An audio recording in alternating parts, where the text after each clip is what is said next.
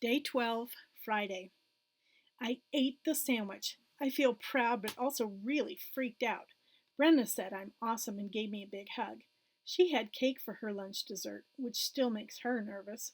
We gave each other pep talks before we went into the dining room. We were like eating disordered cheerleaders, but without the pleated skirts and pom poms. She rocked it. I rocked it. We did it. Wow! Emerson came to visit tonight. I didn't know she was coming, so it was a total surprise.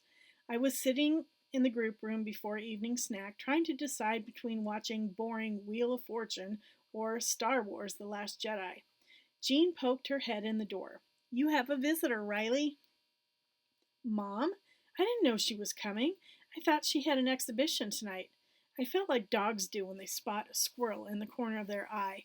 I whipped my head around so fast my ponytail turned into a real tail. Wag, wag, squirrel. No, Mom, but seeing Emerson was almost as awesome. She ran over but stopped about a foot away. Are we allowed to hug? She peeked at Jean. Is that against the rules? I laughed, and I haven't laughed with you in months laugh. A you're here and you didn't forget about me laugh. I'd forgotten what it feels like to be happy, to see Emerson and not have my first thought be about how I can hide my eating stuff from her. I forgot about the peanut butter. I forgot about Allie. At that moment, it was just me and Emerson. I was in the moment, like they teach us in mindfulness group. I didn't worry about the past and I didn't worry about the future. I was just glad to see my friend. It's like there's been this veil between us for the past year and someone finally lifted it up. Maybe I lifted it up. Is this what they mean when they say recovery is worth it? That I can keep feeling moments of happiness like this? I felt sparkly, like I could dash through a field of rainbows or ride on the back of a unicorn. Emerson was here. She looked the same, too. The same curly red hair poofing out around her face.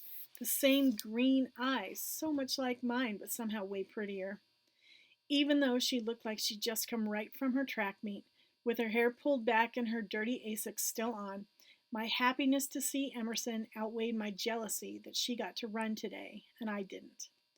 We hugged, but she pulled back right away like I was contagious, like I was in the sick part of the hospital instead of the mental wing. I tried not to take it personally. Willa's been working with me on not automatically assuming people think badly of me. Before we left to go to my room, Jean asked Emerson if she had any contraband. Like weapons? Emerson's eyes were wide. I shook my head. Like food, silly, or sharps. Sharps? Stuff like scissors, I explained. Why? So people can't hurt themselves, I said it matter of factly, but Emerson looked like she'd found out that the tooth fairy isn't real. Patients here hurt themselves? Emerson asked. That's so scary. It is, but it's just a problem they're dealing with. They're getting help like me. That's when I realized something, that 12 days on an eating disorder unit is enough time to start thinking in a new way, to realize that even though the rest of the world may think us sick, we're all just people with our own issues.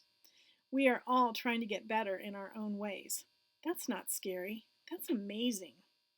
It made me think about Julia, too, how she works to get better at gymnastics with her coaches and sometimes even Mom yelling at her and correcting her. How she gets bumps and bruises on the outside just like I'm getting them on the inside. How everyone outside the hospital probably has their own problem, except Talia. I'll bet Talia's only problem is a thunderstorm when she's wearing a full face of makeup. Even then, I bet she wears all waterproof stuff. After a while, though, it started to seem like Emerson had a problem too. A problem with being at the hospital. When Jean searched her backpack and took her gum away, Emerson squirmed. When I talked about my meal plan and how I freaked out about the peanut butter, she didn't listen. Emerson keeps peeking at the door, like she's waiting for a horde of zombies to walk by. And when I asked Emerson about school, she basically avoided my question. Here's what I found out. Track. It's good. We won today. School. It's hard. Mrs. Monahan gave 2 pop quizzes last week. Josie. I'm not sure. You'll have to ask her. Emerson didn't ask me any questions. And she barely answered mine, even when I brought up the art class she'd seemed so excited about. It sounds so fun.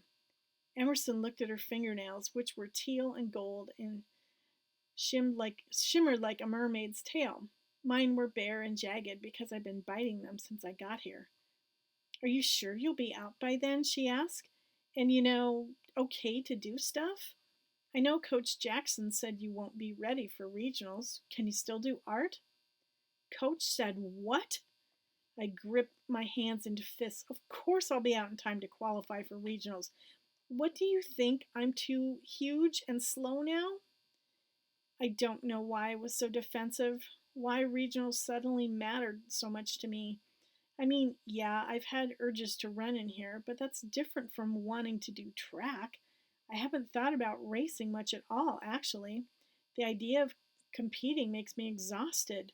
No, Emerson waved her hands in the air. I didn't say that. It's just that, what I heard, plus your mom told me, your mom told my mom you didn't know when you're getting out. Soon. I'll be out soon, and I'll be faster than ever. I glared at Emerson. Plus, of course, I can still draw. Anorexia didn't break my hands.